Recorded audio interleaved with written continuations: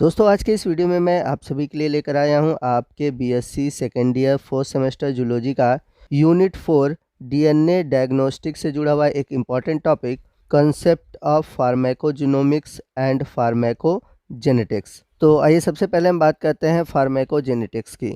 The study of variation in drug response which are under hereditary control, या फिर हम इसे इस तरह से भी डिफाइन कर सकते हैं, study of difference in inherited genetic material which affect the individual response to drugs। तो कहने का मतलब ये है कि जो हमारे जीन है जो कि हमारे ड्रग रिस्पांस को इफ़ेक्ट करती हैं, चाहे तो ये ड्रग रिस्पांस को बेनिफिशरी कर सकती हैं, आइदर जो ड्रग्स के रिस्पांस है इनहिबिटरी रिस्पांस है उसको इन्हेंस कर देती है या फिर लो रिस्पांस देती है।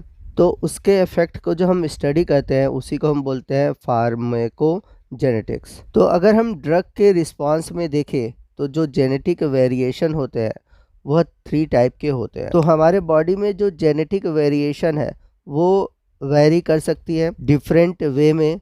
तो इसमें जो मेथड है उसमें से 3 मेथड है। पहला है वेरिएशन। तो इसमें कुछ टारगेट प्रोटीन होते हैं, ड्रग रिसेप्टर होते हैं, टारगेट पाथवे होते हैं, कुछ मैसेंजर होते हैं which can make a medication that is effective for most people ineffective for some। तो हमारे बॉडी में कई सारे ड्रग रिसेप्टर है, अल्फा रिसेप्टर है, बीटा रिसेप्टर है। तो यदि इनमें वेरिएशन होता है तो अगर किसी ड्रग्स के थ्रू अगर ये जुड़ते हैं तो उनके रिस्पॉन्स में वेरिएशन आ सकता है।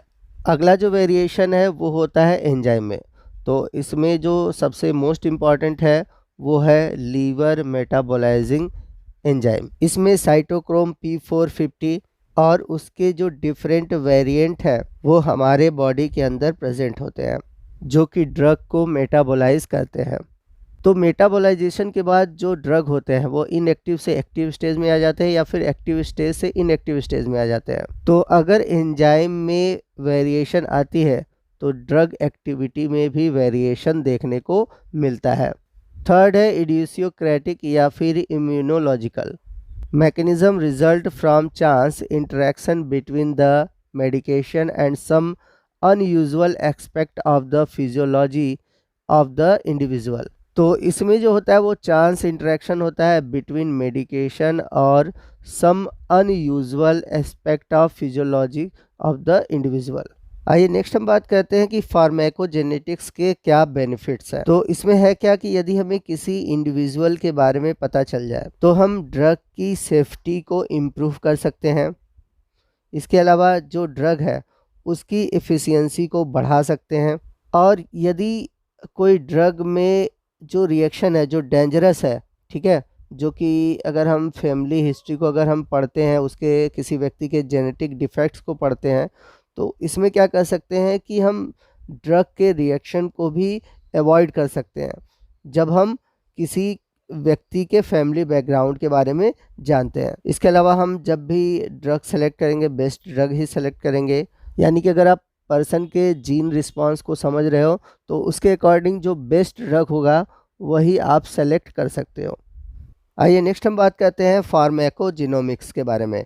तो फार्माकोजिनोमिक्स होता क्या है? फार्माकोजिनोमिक्स uses information about a person's genetic makeup or genome to choose the drug and drug doses that are likely to work best for the particular person। तो फार्माकोजिनोमिक्स है क्या? तो इसमें क्या कहता है, फार्माकोजिनोमिक्स की किसी पर्सन के जो जेनेटिक है या जो जीन है उसको मेकअप करता है ताकि उसके अकॉर्डिंग ड्रग चूज़ कर पाए और उस व्यक्ति के लिए स्पेसिफिक ड्रग चूज़ कर पाए या फिर उसके लिए डिज़ाइन कर पाए। और ये जो ड्रग होगा वह उसके लिए बेस्ट सूटेबल होगा। जैसे कि अगर हम बात करें किसी व्यक्ति को कैंसर है तो उसके लिए कौन सा ड्रग सूटेबल है वह पॉसिबल हो सकता है फार्माकोजिनोमिक्स के द्वारा। तो ये जो फार्माकोजिनोमिक्स है यह 2 तरह के साइंस को डील करता है। एक तो है फार्माकोलॉजी और दूसरा है जीनोमिक्स। तो फार्माकोलॉजी में होता क्या है कि हम ड्रग्स तैयार करते हैं और जीनोमिक्स में क्या होता है कि हम किसी पर्सन के जीन को स्टडी करते हैं। यानी कि उस पर्सन के जीन के अकॉर्डिंग हम जो ड्रग है उसको तैयार करते हैं ताकि वो जो ड्रग है उस व्यक्ति पर एक अच्छा रिस्पांस दे सके। तो इस तरह से जो ड्रग तैयार होता है या मेडिसिन तैयार होती है उसको हम बोलते हैं पर्सनलाइज्ड मेडिसिन। तो यहाँ पर हम देख सकते हैं कंपैरिजन को वन फिट मेडिसिन और पर्सनलाइज्ड मेडिसिन की। तो वन फिट मेडिकेशन क्या है? ये हमारी पुरानी मेथड है जिसमें कि जो दवा होती है वो दी जाती है जिस हिसाब से आज तक डॉक्टर दवा प्रिस्क्राइब करते आ रहे हैं। जैसे अगर हम बात करें कि किसी व्यक्ति में कैंसर है एज ग्रुप में, ठीक है, चाहे वो बुढ़ा हो, चाहे बच्चा हो, चाहे जवान हो, चाहे स्त्री हो, चाहे पुरुष हो, ठीक है। तो किसी व्यक्ति में अगर कैंसर हुआ है यानी कि सेम डिजीज़ है डिफरेंट पेशेंट को, तो यदि कैंसर है तो कैंसर में हम जेफिटेनियम देते हैं। तो हम सेम ड्रग्स देते हैं डिफरेंट एज ग्रुप को, डिफरेंट सेक्स को, ठीक है। तो अब होगा क्या कि ये जो ड्रग है अलग अलग रिस्पांस देगा, किसी में अच्छा इफेक्ट देगा, किसी में रिस्पांस नहीं करेगा और किसी में एडवर्स इफेक्ट डालेगा यानी कि उसका उल्टा इफेक्ट पड़ेगा। परंतु अगर हम बात करें पर्सनलाइज्ड मेडिकेशन में तो इसमें क्या होता है कि उस व्यक्ति के अकॉर्डिंग दवा दी जाती है, यानी कि जिस व्यक्ति को जिस तरह की डिजीज़ है, ठीक है, और उसके अकॉर्डिंग उसको कौन सा ड्रग काम करेगा वो दिया जाता है पर्सनलाइज्ड मेडिकेशन में। तो इसमें अलग अलग पेशेंट को उनके जेनेटिक मेकअप के हिसाब से मेडिकेशन या फिर कह सकते हैं ड्रग या मेडिसिन दी जाती है। तो जैसा कि हमने देखा कि अलग अलग पेशेंट है तो उनका होगा क्या, पहला फार्माकोजिनोमिक टेस्ट होगा यानी कि ड्रग की स्टडी की जाएगी और उनके जो जीन मेकअप है उनका स्टडी किया जाएगा। तो इसके लिए थियोपैथिक बायोमार्कर का यूज़ होगा फॉर जेनेटिक वेरिएशन के लिए। तो यहाँ पर आप देख सकते हैं इमेज में कि 4 अलग अलग पेशेंट है जिनमें कि जेनेटिक वेरिएशन है। जैसे पहला है GV01, GV02, GV03, GV04। तो GV का मतलब है जेनेटिक वेरिएशन।